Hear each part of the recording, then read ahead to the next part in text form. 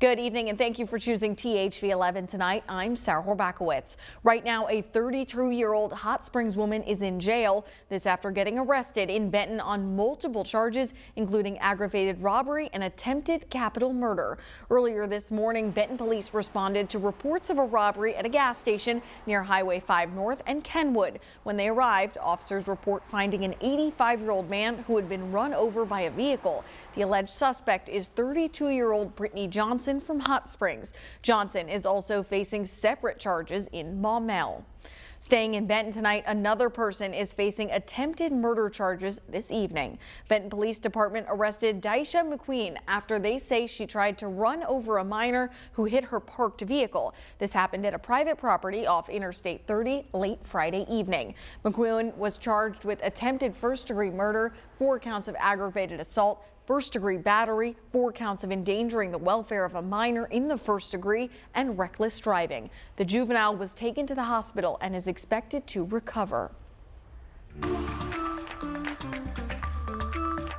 Tonight, we're taking a closer look at the polls in the presidential race that are tightening as Democrats are feeling re-energized with Vice President Kamala Harris as the likely Democratic nominee. Christian Benavides has the latest as former President Trump is also hitting the trail today with his running mate, J.D. Vance. Vice President Kamala Harris's campaign feeling energized, holding a fundraiser in Massachusetts. The strength of a leader is based on who you lift up. While Second Gentleman Doug Emhoff and Pennsylvania Governor Josh Shapiro were out on the stump Saturday. She has been battle tested. She has been there. She is ready for the battle ahead. Shapiro, one of several Democratic governors who are among the dozens of names being vetted as potential running mates. On Friday, former President Trump met with Israeli Prime Minister Benjamin Netanyahu and then spoke at a religious summit in Florida where he raised eyebrows over these comments. You won't have to vote anymore, my beautiful Christians. I love you, Christians. I'm a Christian. I love you. Get out. You got to get out and vote. In 4 years, you don't have to vote. Saturday, he spoke at a Bitcoin conference. I'm running against a low IQ individual, her. I'm not even talking about him, her. I got a low IQ individual. Before heading to Minnesota, where he's campaigning alongside running mate J.D. Vance. Vance has been on the defensive in the face of growing backlash over past comments, including this one made to Fox News in 2021. We're effectively run in this country via the Democrats, via our corporate oligarchs, by a bunch of childless cat ladies. In a radio interview, he stood by those remarks. People are focusing so much on the sarcasm and not on the substance of what I actually said. And the substance of what I said, Megan, I'm sorry, it's true. Polls now show a tightening presidential race, with Harris firing up Democrats in key battlegrounds. Christian Benavides, CBS News.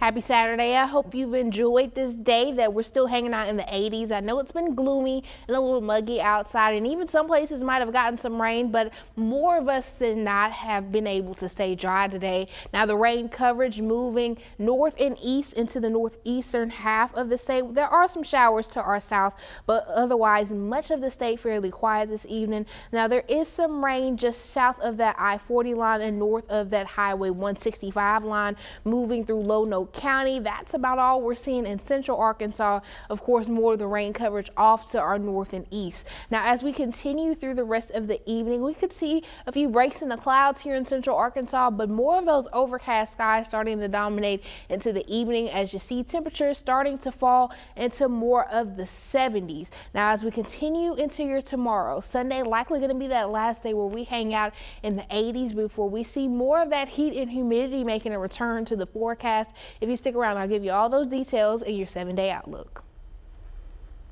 Multiple Israeli airstrikes hit a school that was being used in central Gaza for those already displaced.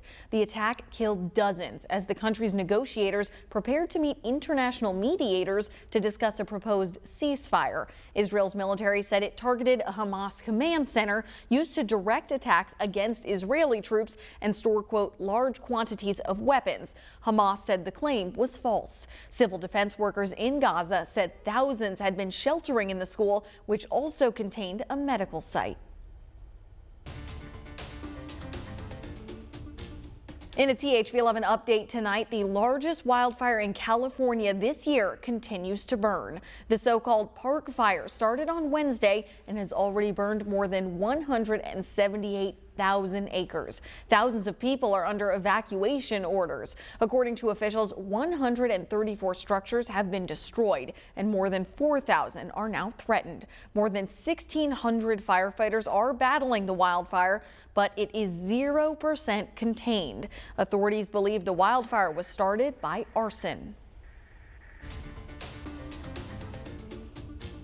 In some consumer news this evening, the latest snapshot of the economy brought good news. Bradley Blackburn has more on the stronger growth and lower inflation some reports are showing.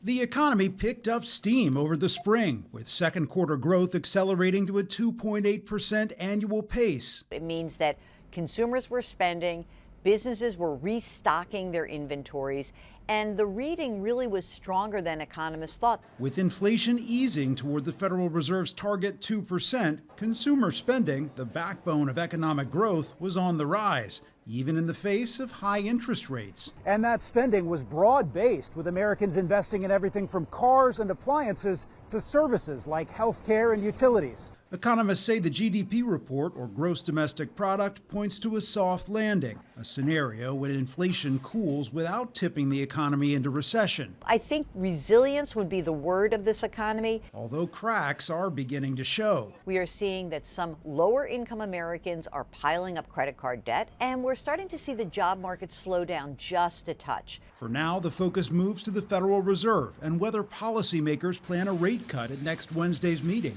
I think they want some more data, so I don't think they'll do anything next week. President Biden said in a statement there's still work to be done, but that the GDP report shows the U.S. now has the strongest economy in the world. Bradley Blackburn, CBS News, New York.